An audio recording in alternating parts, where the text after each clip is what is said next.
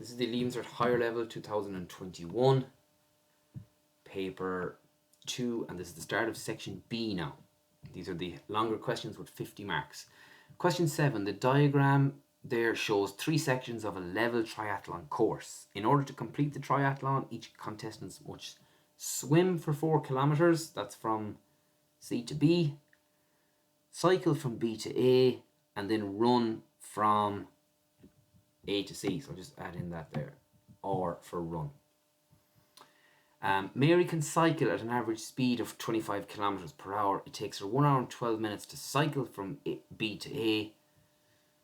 Okay, so show that the total length of the course is 62 kilometers. So what we'll be relying on here in this is the DST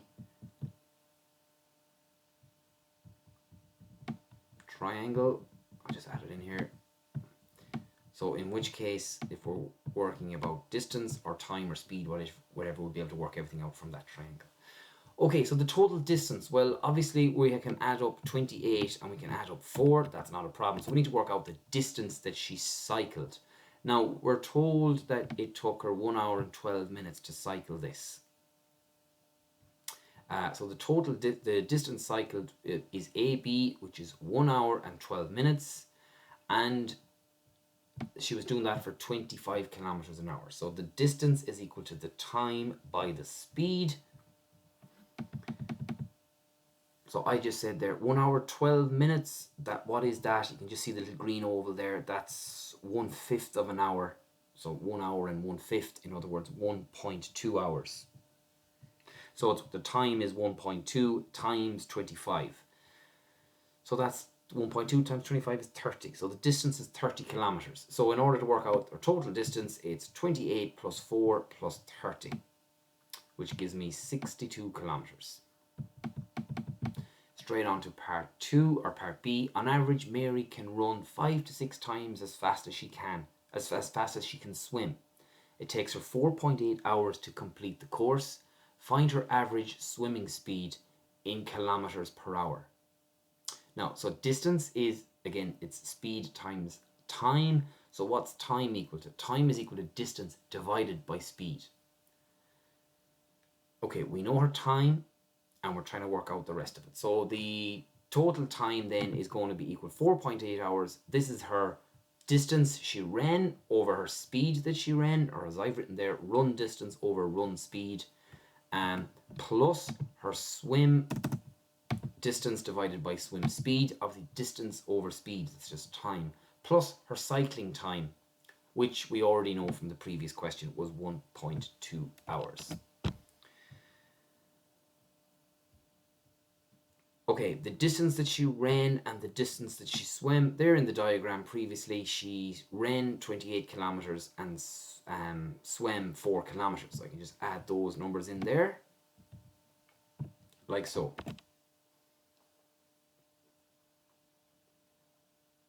Now, she can run 5.6 times as fast as she can swim. So what I'm going to say there is whatever her swim speed is, I'm just going to call that S. So that's 1S for swimming, and she can run 5.6 times as fast as that. So 5.6 times S, in other words, 5.6 S would be her running speed. Now what do I have? I have an equation in S. I'm looking to solve that. That would be her swimming speed, S. Okay, so 4.8, I should say, sorry, there's 4.8 obviously there. 4.8 is equal to 28 over 5.6 S plus 4 over 1S, which is S, plus 1.2. So solving this then, I'm going to bring my 1.2 over. So I get 3.6 is equal to, I'm going to cross multiply here.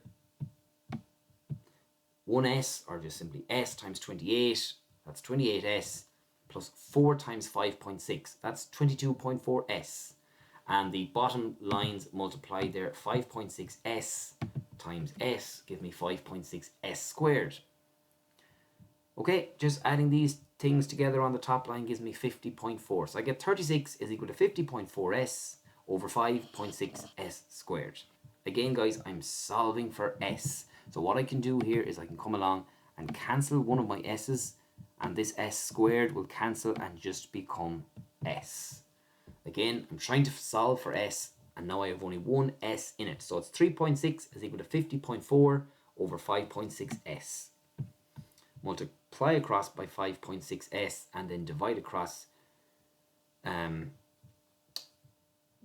way I did that, so it was 3.6 times 5.6, that gives me 20.16 on the calculator. That's 20.16. S is equal to 50.4, so divide across by 20.16, and I get S, her swimming speed, is equal to 2.5 kilometers per hour,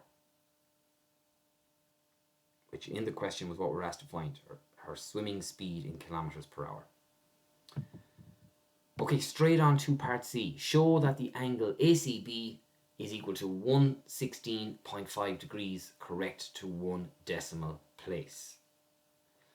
Now this is the triangle from up above, so I'm adding in 28, that's the distance, 4 and 30. That's stuff that we already know.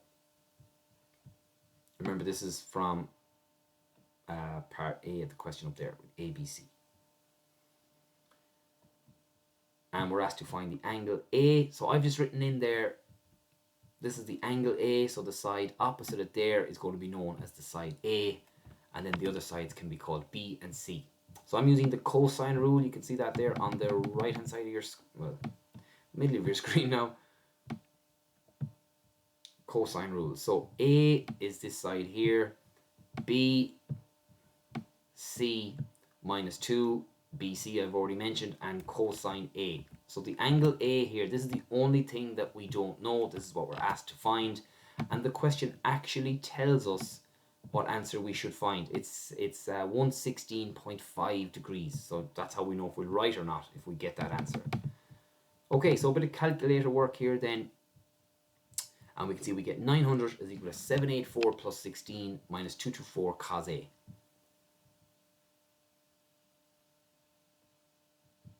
These two numbers added together gives me 800, and when I bring that across, 900 take 800 is obviously 100. 100 is equal to minus 224 cos A, and I divide across by 224, and I get this number here. And shift cos on your calculator, or inverse cos on your calculator, is equal to 116.5 degrees. Okay, so that's just use of the cosine. It was no kind of trick to that question or anything. It was just straightforward enough.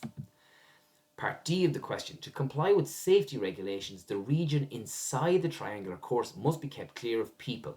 Find the area of this region. Okay, so literally all that text is just there to, I suppose, put people off, whatever.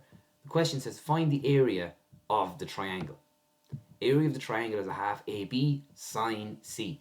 So again, I'll just tab up to this triangle here again and just make sure we have no confusion about any of this. Half AB sine C. So this is going to be my angle C.